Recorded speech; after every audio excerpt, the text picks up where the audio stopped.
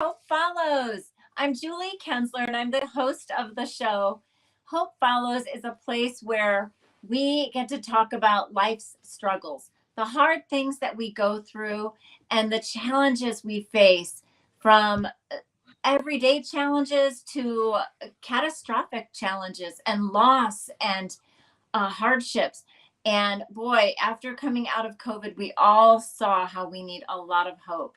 And that's what we're all about, is scattering hope, scattering joy and encouragement wherever we go. I love to bring friends, family, guests, people I've never even met on the show to learn about their stories. The Hope Follows story, the hope that followed their hardship. You can get more information about this show on hopefollows.com. And I am excited to have a very, very special person. I consider her family. And I'm going to give you a little introduction of my dear, sweet, we call each other sisters, Holly. Holly Joy Rigsby. She is an author, speaker, and enjoy life coach for moms and the owner of hollyjoyrigsby.com. Over the past 15 years, Holly has coached over 40,000 moms. Yeah, 40,000 moms worldwide to become the best version of themselves through her workout programs, challenges, and personalized coaching. She has co-authored 3 best-selling books and contributed to popular media outlets like Women's Health Magazine, USA Today, and Shape Magazine. I have a quote by one of her 40,000 some members, but one quote is by a lady named Jane. Changing those aspects of yourself that you don't like is never easy, but wouldn't it be great to find a coach that really cares and has heaps of simple strategies that really work, as well as a bunch of ladies to support, befriend, and have fun, and getting through the good and the bad times together. And that is what Holly has, over all these years, has created and fostered. And without further ado, we have Holly on with us. Welcome. Thank you so much, Julie. Hello. I'm so excited. Now, I'll tell all our friends watching right now how we're related, just a little, but we share our sister Tammy through different marriages, but what a blessing we both have had. So many wonderful memories, and just going through the hardship. I mean, that is why Hope Follows started, was as a result of that. And Holly's going to be sharing some of the struggles she faced and how she came through with that. And I love you very much, and I'm so glad you're here. I love you right back, and thank you so much for the invite. Yes. Well, Holly, will you share just a little bit about your favorite part coaching moms? Oh my goodness, where do I even begin? I think my favorite part is learning more about the moms that I coach, just sitting and listening to their story, hearing about what got them to where they are today, and why they are so adamant that things cannot continue. Like, they have reached this point that they refuse to continue on this path. Something's got to change. And those are the types of moms that I love forming relationships with, because they are ready and willing to put in the work to make lasting, impactful changes in their life, which we know ripples throughout their family and their friends and everyone that they touch. I love that. I love that so much. And I am also a member of her community and her programs. And I mean, it has just been fabulous. And what I love most is that you can give as much as you want, put in as much as you want, but we all know what you put in is what you get out. And you're so passionate about that. Well, let's start at the beginning of your journey and getting into this whole personal training, and then when it became an actual coach for moms. So talk about that a little, with starting Fit Yummy Mummy, and why did you start that? Well, wow. It's like I have many beginnings to this story.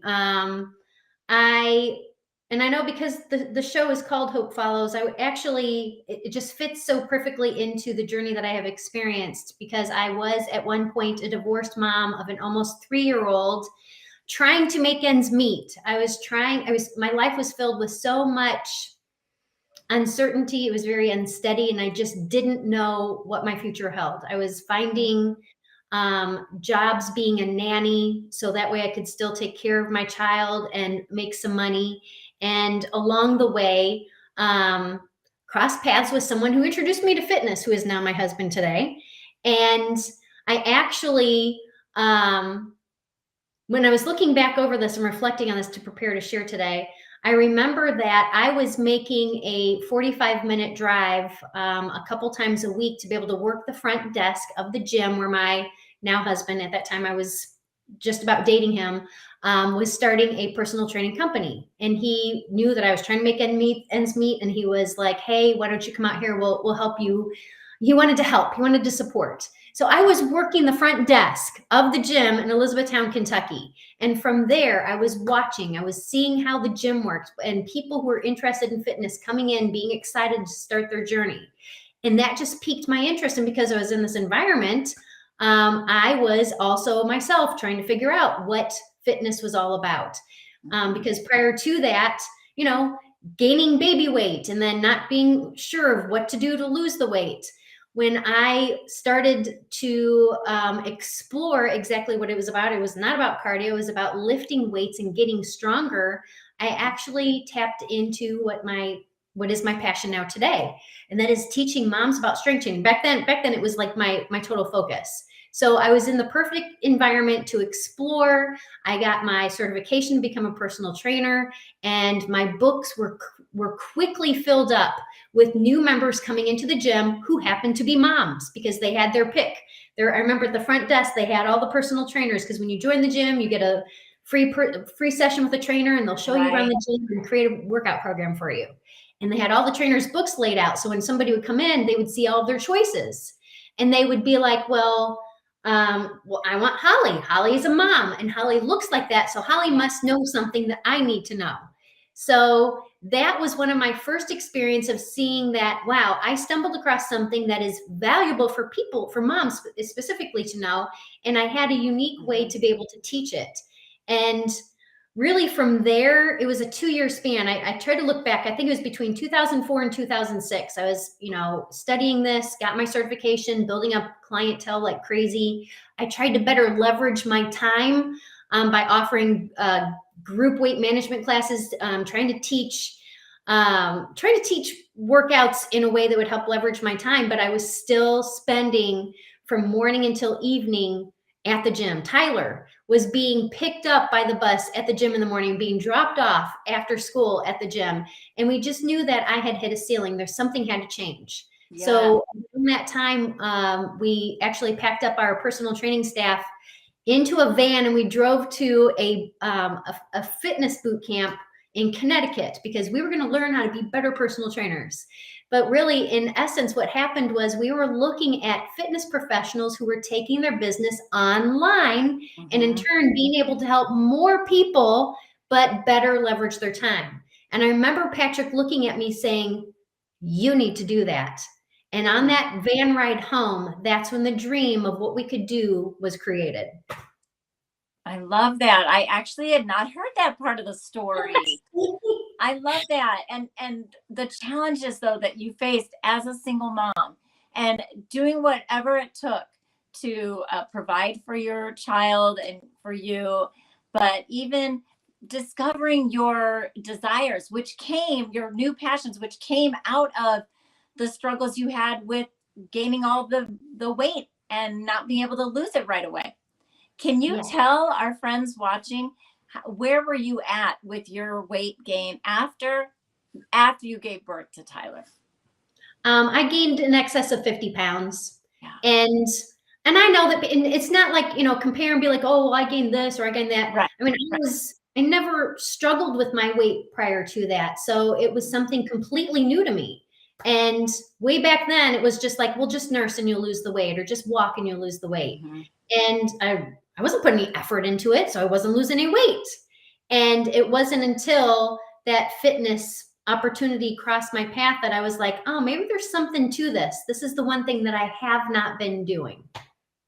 Well, now what would you, before we continue on with your story, what would be your biggest advice to a mom who's just had a baby and not knowing where to begin to be healthier, get more fit to where they were before? Or we may not ever be where we were before, but so that they are feeling happy with themselves. I think the number one thing to do is just be active every day in a way that is enjoyable to you. Because there's way too much pressure to do this way, do it this way, do this program. This is the best program. Not putting those expectations out there, especially with what we see when we look at people's highlight reels. I mean, we can't compare somebody else's outcome to where we are at the beginning of our or middle of our journey. So I think the very first thing that we need to do is take a look at how active are you every day? And especially if you have littles, you can put them into a stroller. And walking, there's nothing wrong with walking. Walking is one of the best things you can do. It's the very first exercise you can do right after you give birth. You're walking around the hospital floor. So continuing that. And then from there, being able to say, all right, what body weight based moves can I do at home with my baby? I mean, if I'm holding my baby, I can do some squats, some lunges. I can hold a plank and look down at my baby's face and, blow bubbles in my baby's face, and being able to just still be taking care of you while making it fun and including your baby. Great. Thank you for sharing that. Well, then as we move on, I love what you have created. And I know that I want to kind of skip ahead a little bit, because in 2013, you had said that was a really rough year. Not only had we lost Tammy, but before that, you were having a lack of motivation, inspiration for what to do with your business at the time. So talk about that, the struggles, and how you worked through that. I would say around that time, I launched Fit Yummy Mummy in 2007. So I had a good few years worth of teaching fitness. Really being my focus was very heavily on workouts and transformation challenges. But what I had found was that the transformation challenges that I was doing, the moms are like, all right, I want these workouts. I want to lose weight. I want a better body. But I knew that they needed to also be looking at how they were managing life. Not just nutrition, but how are they managing stress? How are they managing taking care of themselves? How are they managing relationships in their life? So when I would structure my transformation challenges, I would sneak in these lessons and just open up their eyes to see other ways that they can get results that have nothing to do with a scale. So I want to do more of that, because it was so much more fulfilling. It's so much more fulfilling than a before and after photo. Like the stories that these moms would share about how their lives have completely changed after completing a transformation. So I lost my direction, I lost my message, and then everything just seemed to fall apart when we lost Tammy. Yes, and we both felt the same way. I mean, it was just like we weren't even the same people. Learning how to navigate that type of grief with such a tragic loss. Our sister Tammy being hit by a drunk driver. I mean, it was just, I say devastating. And Holly, you probably agree, like that doesn't even describe how we felt. It sure does not. Not at all. Yeah. And I know we've talked many times about how we, went through our grieving process and both felt so withdrawn from the people around us. And so go ahead and share with our friends watching, how did you navigate that? And then what happened to your business? Because it was like the same time you and I both just found this new journey of joy in honoring Tammy. So go ahead and share your story. Well, there's definitely a long period of retreat. I just remember lots of days of just crying and confusion and uncertainty and a range of emotions. And because our husbands are so amazing and they just want to help, right? They just want, if they could wave a magic wand and make everything better. Patrick actually said something to me, and he was like, what was it about Tammy? There, he goes, what is, and I'm going to paraphrase, but he was like, what was the one thing about Tammy that you could pick up and continue to practice to honor her? And I Oh, was I like, love that. wow. And I'm like, yes. And it made me take a step back, and I should have looked up, because I wrote, because my community was there 100% offering support, very Mhm. understanding. And I remember that I wrote to them about my aha, about being able to pick up and move on, and being able to do so knowing that I'm honoring her life by practicing what she represented, what she stood for.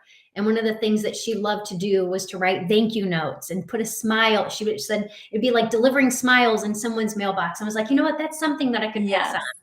Mhm. on. But her gift had it was like I and each one of us who knew and loved her, we had Tammy's gift to be able to help her life continue to live on. And I just wrote these words down, that to be present, to be kind, to be grateful in the Yeah. most pure and genuine way would be to honor her life moving on. And that's what I used to infuse picking myself up, trying to figure out what to do next, how to navigate this new normal, but honoring her at the same time.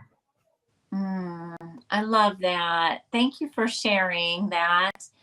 And then as you continued to find ways to honor Tammy, I feel like you just completely revamped your community and it became Everyday Joy Community. So talk about that, because I love to brag about what you do, and this is no sales pitch in any way, but if my friends watching, if you are at all struggling as a busy mom and you just feel stuck, maybe you need a coach, and Holly is one of the best. She's the best.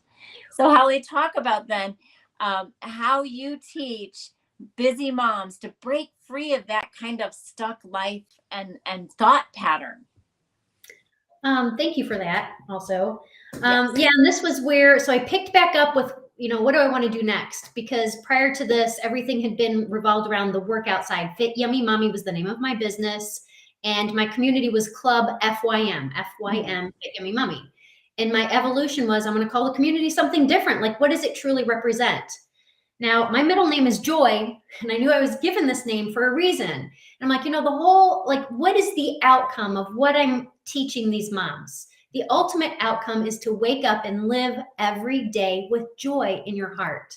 Yep. And I thought that just represented, no matter what we're working on, if we do the workouts, if we do a challenge, that is going to reboot our workout routine. If we do a morning routine challenge, if we do a clutter-free me challenge, the ultimate outcome is that we are enjoying every day. And I just thought that was just the best way to kind of move forward, using that as the platform, because it is just like our constant reminder that we have the opportunity. Because I know you asked me about joy too, because there was a quote that I had written down, that joy does not happen to us. Joy is something that we must choose, and not just choose, but bring it. It's our responsibility.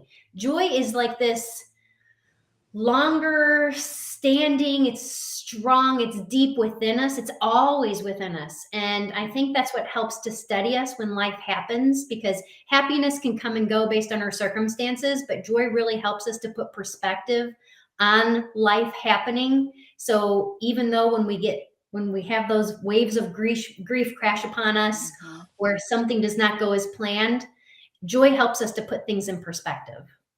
Absolutely. And I love that quote that you have said. And just like my book, and it was just so interesting and beautiful at the same time, that out of losing our Tammy, how you and I both just, this word joy was just part of our grief recovery. And everybody has their own path when they are working through grief, loss of a family member, a friend, a pet, loss of a job. But joy for me, on my title of my book, Hope Follows, is the subtitle is Reclaiming the Joy That Is Yours. And I always say, reclaim the joy that is rightfully yours. Yes. And so I wrote about it. Holly coaches about it. And I'm looking away because I wrote down something, because when I was going through grief, of course, because of what I do, I like study things and I try to figure things out so I can pass things on to help others, not just myself, but to help others because I serve. And I just remembered something that really helped once again put things in perspective. Don't waste what she has lost. And that really, really reminds me to step up and continue to show up and give to others. Yeah. Oh, I love that. I remember at one point over the couple years after losing Tammy and having like this weird feeling of joy and happiness like I never had felt before. It was really weird because I didn't feel like I should be that happy. But wherever I would go, I'm complimenting everybody and just wanting to sow seeds of love and encouragement and compliments to those around. And that's what you do with your business, with your programs. You do a lot of reading and research and you gather it all, and we don't have to read all those books, which is great. And you just spoon feed to us what we need to know. And everybody needs somebody in their life like that. Yes, I love it. And another quote that Holly has is, challenges are what make life interesting. Overcoming them is what makes life meaningful. Yes. And then this quote, and you can expand on this, it's time to trade perfect for practice. Oh, yes. Comment about that one. Yeah, people talk about, because perfectionism really is something that a trap that people get caught in. So I see this quote all the time: progress, not perfection. But still, then there's the pressure of what kind of progress are you making? And you're probably comparing yourself to somebody else. And it's constantly, I don't feel good enough. Right. When if you just kind of flip it around and think, because this is what I teach, I'm like, focus on what you can control. And when it comes to, if we're just going to put this in perspective of fitness and weight loss, you don't have control over the ultimate outcome, but you have control over your actions every single day, your behaviors and your choices. So if we look at perfect is not achievable. So we need to let go of that, stop putting that pressure on there. Instead, we got to look at what we can practice. Yes. So on a daily basis, are we practicing in a way that is in alignment with what we say is important to us? Because a lot of strife and conflict comes because we say we want one thing, but our behaviors are showing something else. When if we just kind of take a step back and say, you know what, I have the opportunity to choose to do differently and choose to do it in a way that makes me proud of the choices that I've made throughout the day. That's so good. And as we close, I just want you to share briefly, because I'm going to have you also come on again and share another story of just medical and what you went through with your youngest son. But just share real quick, how does your faith strengthen your resolve and purpose for serving these busy moms? I will say that it was completely transformational in a way that I never could have expected. It's always been there, but it never made sense to me like it does now. And it was like this, I don't know, it's like this neon sign like lit up and said, this is your purpose. Yeah. This is how you are supposed to serve. Things like made sense. So I was no longer doubting myself. I was no longer trying to sabotage myself because I didn't think I was deserving of success. It just made sense. It really just kind of anchored me in to the path that I'm on. Oh yeah. God has definitely put you in this spot, your sweet spot. There's a Bible verse, and it's Psalm 16:11. It says, you will make known to me the way of life. In your presence is fullness of joy. In your right hand, there are pleasures forever. And I mean, God wants us to have joy. And I love how you bring joy to so many people. And I am going to read our big idea. We have the big idea, friends, is what we want to do. Oh, that's so funny. This one, I had no idea what I was going to pick out. But we want to use these as ways to spread and scatter joy and encouragement and hope. Give a stranger a compliment. And that's what I was just talking about. Yes, I love it. Yes. Okay, I'm going to go ahead and close out in prayer. Thank you, Lord, for this time that we could spend together learning about Holly and the struggles that she has had, but the hope and the beautiful life she lives and shares with thousands of women, moms around the world. In Jesus' name, amen. Thank you for Holly coming on with us, and thank you for tuning into Hope Follows. Join us next time, and I will see you then. Bye. Don't forget to reclaim the joy